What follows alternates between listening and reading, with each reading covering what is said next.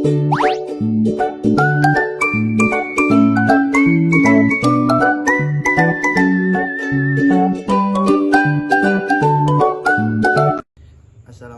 warahmatullahi wabarakatuh. Perkenalkan, nama saya Nusli Abdi Alfaris Ishak dengan NPM 0272411166. Di video kali ini saya akan membahas tentang praktik perbankan syariah Indonesia, seraya, tantangan dan peluang. Hampir setiap aktivitas manusia selalu berkaitan dengan uang. Mulai dari kita makan, kita sekolah, kita bekerja, memberi kebutuhan harian, hingga membuka usaha. Semuanya memerlukan sistem keuangan yang teratur dan aman. Karena itu, lembaga perbankan memegang peran sangat penting. Indonesia sebagai negara muslim terbesar di dunia tentu menghendaki sistem keuangan yang hanya kuat secara ekonomi tetapi juga dengan nilai-nilai syariah. Perbankan syariah sebagai solusi atas kebutuhan tersebut. Namun, perbankan syariah bukan hanya sekedar bank, bunga, tapi lebih dari itu. Sistem ini mengedepankan keadilan, transparansi, kerjasama, serta mendorong kegiatan ekonomi yang nyata. Bukan spekulatif, sistem ini tidak hanya mengejar keuntungan, tapi juga menegakkan keberkahan dan keberlanjutan ekonomi masyarakat. Agar kita dapat memahami bagaimana perbankan syariah bekerja di Indonesia, maka dalam materi ini saya akan membahas mulai dari pengertian perbankan syariah, prinsip dasar produk dan praktiknya, hingga tantangan yang dihadapi dan peluang besar yang dimiliki di masa depan. Kita masuk ke pembahasan yang pertama, yaitu pengertian perbankan syariah. Apa itu perbankan syariah? Perbankan syariah adalah lembaga keuangan yang menjalankan kegiatan usaha berdasarkan prinsip-prinsip Islam. Dalam Islam, kegiatan muamalah atau hubungan ekonomi dan sosial harus dilakukan dengan cara yang adil, jujur, dan tidak merugikan pihak lain. Perbankan syariah berdasarkan hukum-hukum Islam yang bersumber dari Al-Quran dan hadis, serta ijma' dan qiyas. Hal yang paling menonjol dari perbankan syariah adalah tidak menggunakan bunga. Dalam Islam, bunga atau riba dilarang karena dianggap dapat menimbulkan ketidakadilan dan eksploitasi. Sebagai gantinya, bank syariah menggunakan konsep bagi hasil, jual beli, sewa, dan kerjasama. Dengan kata lain, bank syariah tidak meminjamkan uang dengan bunga. Bank syariah bermitra dengan nasabah. Bank syariah mengambil keuntungan dari akad yang halal dan jelas. Ini berbeda dengan perbankan konvensional yang keuntungan utamanya dari bunga pinjaman. Selanjutnya kita bahas ke sistem perbankan syariah di Indonesia. Perkembangan perbankan syariah di Indonesia berjalan bertahap. Tahapan yang pertama, periode awal 1991 sampai 1998. Bank syariah pertama di Indonesia adalah Bank Muamalat. Berdiri pada tahun 1991 atas kerjasama IJMI, MI, pemerintah, dan masyarakat. Pada masa awal perkembangan, pertumbuhan bank syariah masih lambat karena belum ada regulasi yang kuat dan masyarakat belum mengenal sistem ini. Yang kedua, periode reformasi keuangan 1998 sampai 2008. Krisis moneter 1998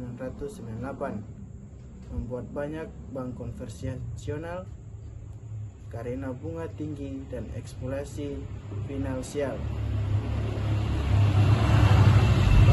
justru lebih stabil karena berbasis kegiatan ekonomi nyata. Pemerintah kemudian mendukung pengembangan sistem keuangan syariah. Banyak bank konvensional membuka unit usaha syariah atau dalam kurung UUS. Nomor 3, periode penguatan legal 2008 sampai sekarang. Tahun 2008, Undang-Undang Nomor 21 tentang Perbankan Syariah yang memberikan landasan hukum kuat. Perbankan yang semakin berkembang secara nasional. Pada tahun 2021, 3 bank syariah BUMN bergabung menjadi Bank Syariah Indonesia atau BSI, yang kini menjadi pusat pertumbuhan perbankan syariah nasional. Sejak itu, perkembangan bank syariah semakin luas, baik di kota besar maupun daerah-daerah kecil. Bank Umum Syariah, Unit Usaha Syariah, BPR Syariah, BMT atau Koperasi Keuangan Mikro Syariah. Termasuk pembahasan nomor 4, prinsip perkembangan syariah. Agar sesuai dengan Islam, praktik perkembangan syariah berpegang pada beberapa prinsip dasar. Yang pertama,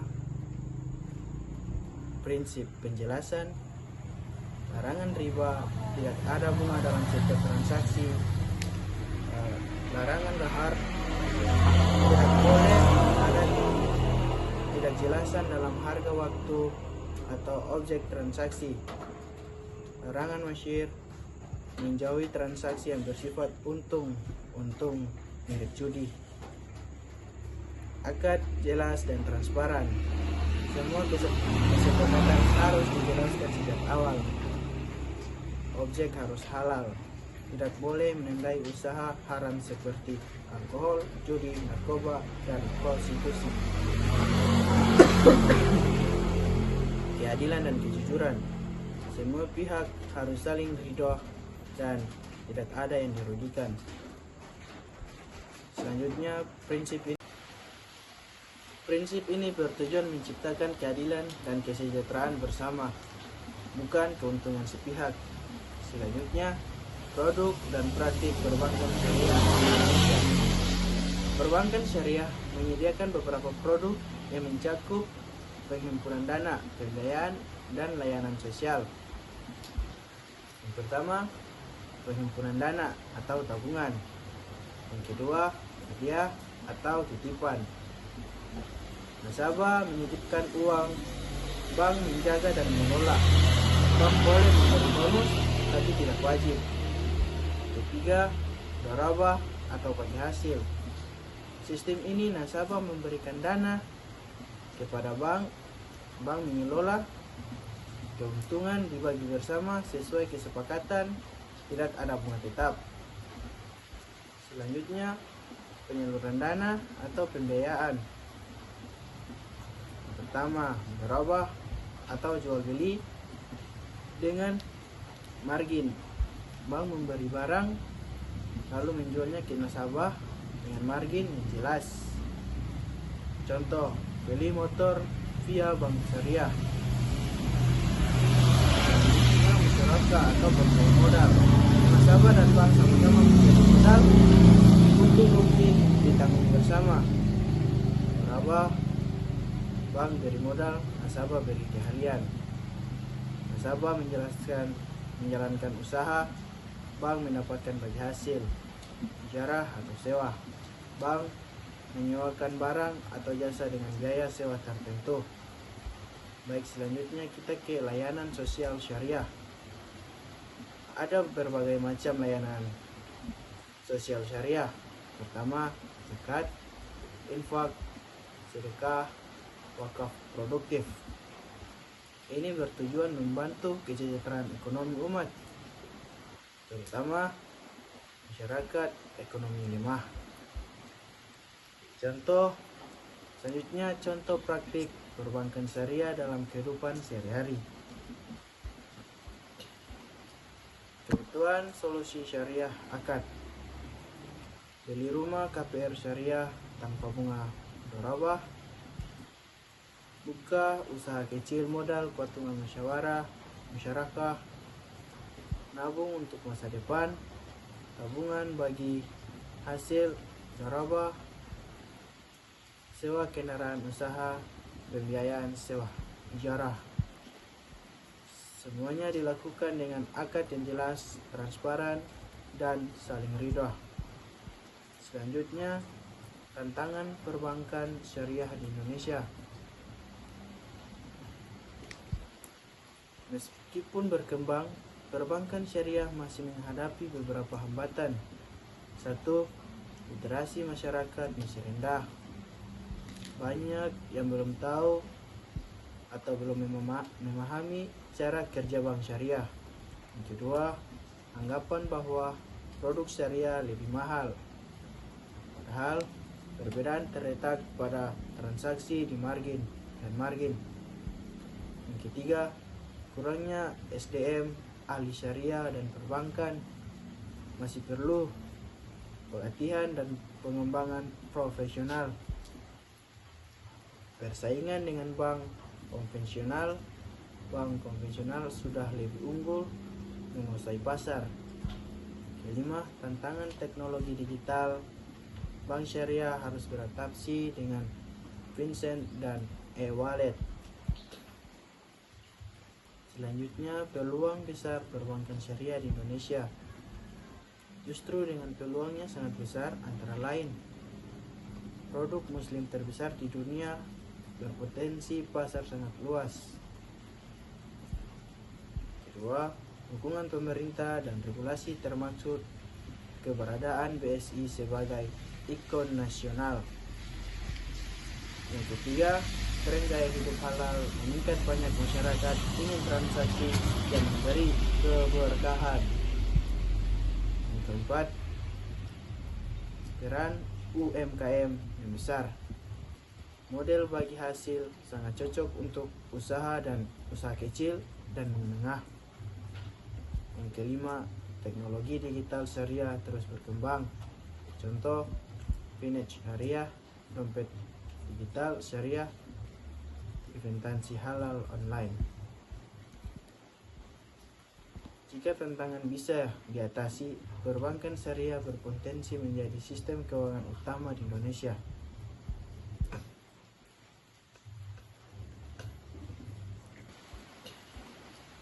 Kebutuhan solusi syariah akad. Beli rumah KPR syariah tanpa bunga dorabah. Buka usaha kecil modal patungan musyarakah. Nabung untuk masa depan. Tabungan bagi hasil zarabah. Sewa kendaraan usaha, pembiayaan sewa ijarah. Semuanya dilakukan dengan akad yang jelas, transparan, dan saling ridho. Selanjutnya, tantangan perbankan syariah di Indonesia. Meskipun berkembang, perbankan syariah masih menghadapi beberapa hambatan. 1. Literasi masyarakat masih rendah.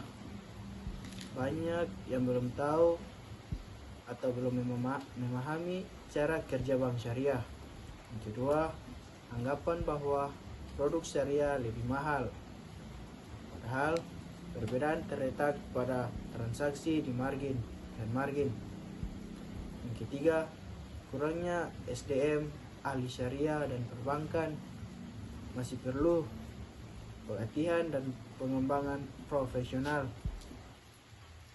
Persaingan dengan bank konvensional sudah lebih unggul menguasai pasar. Kelima, tantangan teknologi digital. Bank syariah harus beradaptasi dengan Vincent dan e-wallet. Selanjutnya, peluang besar perbankan syariah di Indonesia. Justru dengan peluangnya sangat besar, antara lain produk muslim terbesar di dunia, berpotensi pasar sangat luas. Kedua, dukungan pemerintah dan regulasi termaksud keberadaan BSI sebagai ikon nasional. Yang ketiga,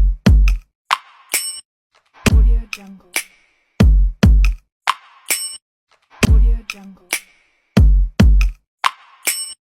Audio Jungle.